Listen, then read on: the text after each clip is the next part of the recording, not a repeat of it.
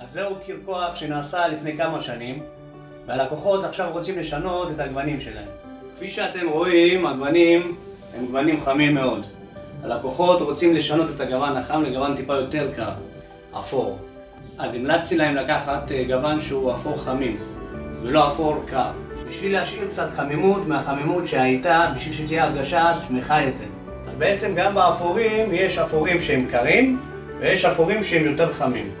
אז אם בא לכם להרגיש חמימות בחלל, ולא קרירות, אז בכל גוון יש את החמים יותר ואת הקריר יותר.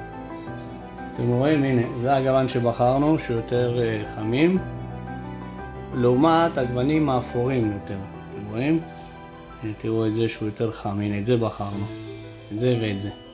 כשצובעים על קיר בהיר, אז מתקבל הצבע שבחרנו על הקיר.